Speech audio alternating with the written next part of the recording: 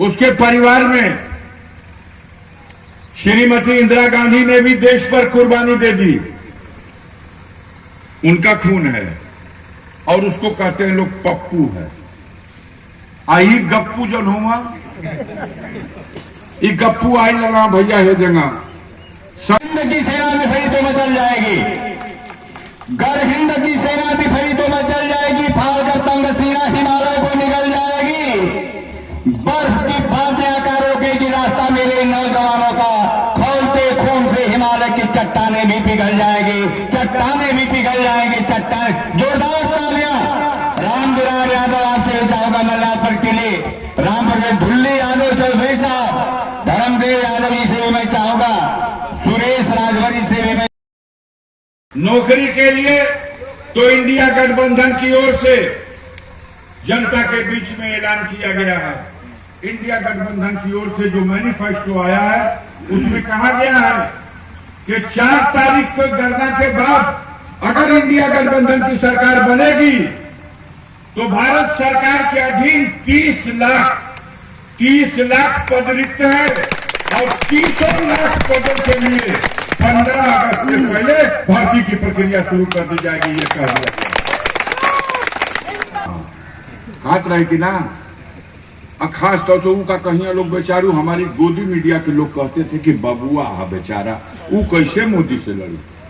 10,000 kilometre पैदल यात्रा कर दिया, बर्फ गिर रही थी और टी शर्ट पहन करके भाषण दे रहा था। आत्मबल भी है। और उसका बाप कौन था जो देश के लिए शहीद हो गया। उसके रगों में शहीदों का खून है। उसके परिवार में श्रीमती इंदिरा गांधी ने भी देश पर कुर्बानी दे दी। उनका खून है और उसको कहते हैं लोग पप्पू है। आई गप्पू जो हुआ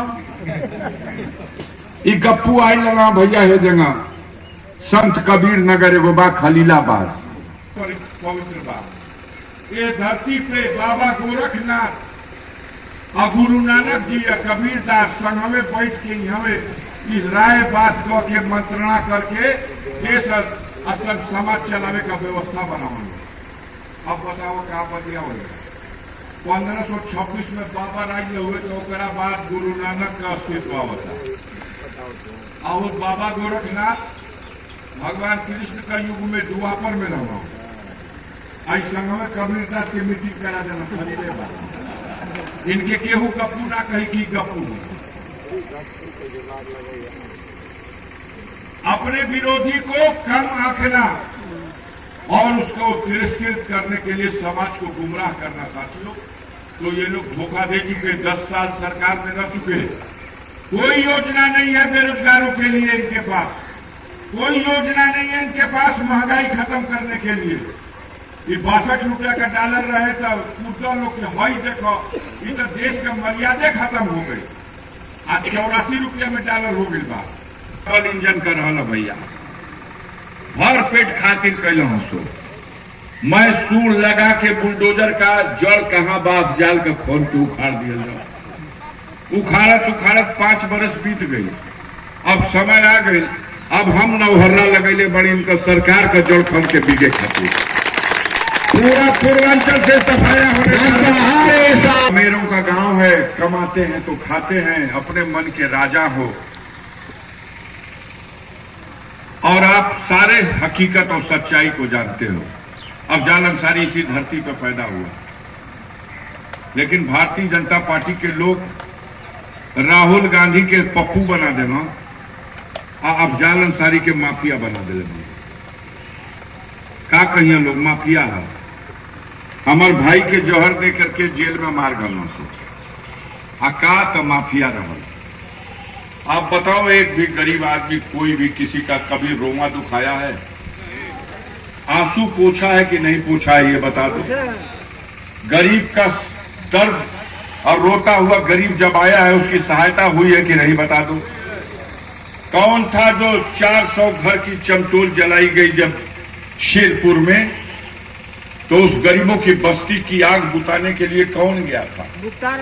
जोगा में जब 4 चमार भाइयों की हत्या करके गंगहर नाले में फेंक दिया गया, उस गंगहर नाले से जाल डाल के गरीबों का 100 निकाल के मुकदमा कायम कराने वाला, हत्यारों को जेल भेजवाने वाला कौन था?